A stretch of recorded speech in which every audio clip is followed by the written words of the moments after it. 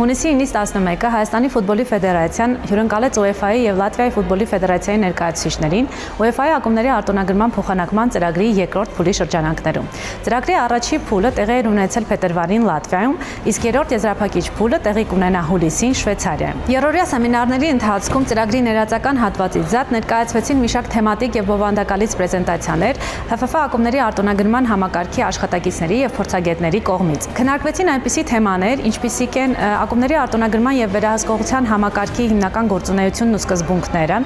6 պարտադիր չափանիշների գործարկումը, որոշում կայացնող մարմինների գործառույթները, ինչպես նաեւ ֆուտբոլի կառավարման համակարգի աշխատանքների կազմակերպումը։ Անդրադարձանք նաեւ կանանց ֆուտբոլի զարգացմանը Հայաստանում, SGS աուդիտների արդյունքներին, որոնք տեղի են ունենում ամեն տարի արտոնագրման շրջանակներում, ինչպես նաեւ ակումբների հետ համագործակցությանը եւ հաղորդակցության միջոցներին եւ առհասարակ արկա մարտահրավերներին։ Հատկապես արդյունավետ էր ակումբների ֆինանսական փաթեթների ներկայացման եւ պահանջների բավարարման վերաբերյալ բարձրացված հարցերի քննարկումը։ Նման նախաձեռնությունները կարևոր դեր են խաղում ֆուտբոլի ֆեդերացիաների միջև կապերի ամրապնդման եւ եվրոպական ֆուտբոլի շարունակական զարգացման գործում։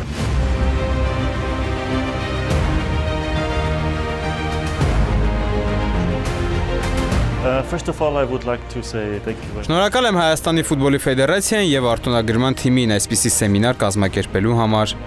UEFA-ի այս փոխանակման ծրագրի հիմնական նպատակը փորձի փոխանակումն է եւ մասնագիտական կապերի ձևավորումը, որոնք կշարունակվեն հետագայում։ Այս օրերին լսեցինք բարձրորակ ներկայացումներ, ավելի լավ ճանաչեցինք հայկական արտոնագրման համակարգը եւ ծանոթացանք ձեր գեղեցիկ երկրին։ Առանձնահատուկ տպավորիչ էր այցը ՀՖՖ տեխնիկական կենտրոն ֆուտբոլի ակադեմիա։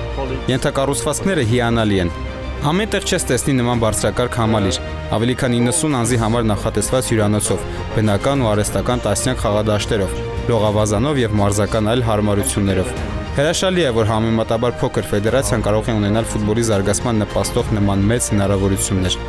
Սա կարող է ոգեշնչել նաև Լատվիայի մեր գործընկերներին, իրենց հետագա ծրագրերը մշակելիս։ Այստեղ մենք մեզ զգացինք ինչպես տանը։